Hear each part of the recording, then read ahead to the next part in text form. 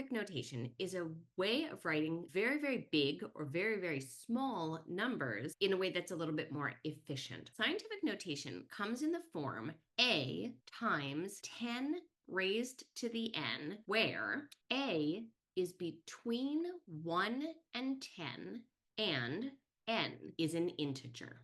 So some examples of that would be something like 2.3 times 10 to the fourth. So 2.3 is a number between 1 and 10, and 4 is an integer. Or 5.687 times 10 to the negative 3. Again, 5.687 is between 1 and 10, and negative 3 is, in fact, an integer. Something that would not be in scientific notation would be 24.8 times 10 to the fourth, because 24 isn't between 1 and 10. Or let's take a look at our two examples that are in proper scientific notation and figure out how we convert from scientific notation back to what we consider standard notation. Okay, times 10 to the 4 means 10,000. It's a 1 with 4 zeros after it. If that's confusing to you, think about it like this. 10 to the 1, anything to the 1 is itself. So 10 to the 1 is 10. That's a 1 with 1 0 after it. And 10 to the 2, that's 10 times 10, or 100. Again, that's a 1 with 2 zeros after it, and so on and so forth. All right, now, if we're multiplying 2.3 times 10,000, well, if we did that out the long way, we get that, which is 23,000. And now the hack way to get there faster is we would take our 2.3, go to the decimal point, and then we would do 4 hops in the positive direction. So that would look like this. And in each of those hops that doesn't already contain a number, we would put a 0. And so we get our same 23,000, only much, much faster. All right, let's take a look at this one and let's apply our hack. This time we have 5.687, but we're multiplying it times 10 to the negative 3. Well, the difference between our negative and our positive here is in the positive, we do our hops in the positive direction, or to the right. With a negative, we do our hops in the negative direction, or to the left. So there are my 3 hops, and my decimal point goes after the third. Any hop that doesn't contain a 0, I put one in now.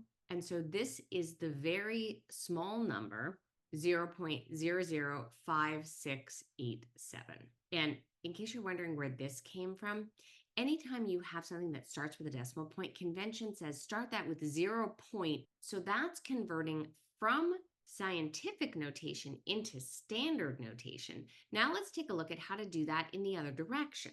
So let's say I have this enormous number and I don't want to write that out every time. Here's how scientific notation works. I know that my A needs to be between 1 and 10, which means my decimal point needs to live there. Now, for my decimal point to go from here to there, I had to hop 8 hops. So this enormous number can be rewritten in scientific notation like this. 6.81, there's my number between 1 and 10, times 10 to the 8, because I had to do 8 hops to place that decimal there. That means I'll do 8 hops to get back to my original number. Okay, let's take a look at it with a different example. All right, so now I have this very tiny number, 0.006037. Again, I need my A to be between 1 and 10. So my decimal point wants to land there, right? 6.037 is my number between 1 and 10. To get there, I have to hop 3 times in that direction, which means my scientific notation number would look like this, 10 to the negative 3. Because to get from my integer between 1 and 10 back to my very small number, I have to hop 3 in the negative direction, as opposed to in my previous example, where to get from my small number back out to my enormous number, I had to make 8 hops in the positive direction. Finally, let's take a look at how we do math with scientific notation. All right, so here I have 2 numbers in scientific notation and I'm being asked to divide them. So I'm going to separate things out and I'm going to divide my integers and I'm going to divide my exponent numbers, and then I'm going to see where I stand. So when I do 7.2 divided by 8, I find that that answer is 0.9. And when I do 10 to the negative 7 divided by 10 to the 6, well, I remember my Mad Spam. If that's new to you, check out this video to review your exponent rules. But otherwise, you'll recall that when we divide with exponents whose bases are the same, we subtract their exponents. So that becomes 10 to the negative 7 minus 6, or 10 to the negative 13. But now here's the tricky bit. I'm not done. 0.9 is less than 1. My A is not between 1 and 10. So I need, in order to make it between 1 and 10, I need to move my decimal point one more hop over in this direction.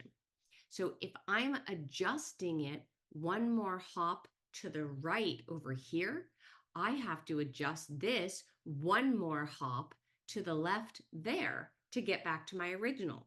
So that becomes 9 times 10 to the negative 14. Let's do one more. Okay, this time I have multiplication.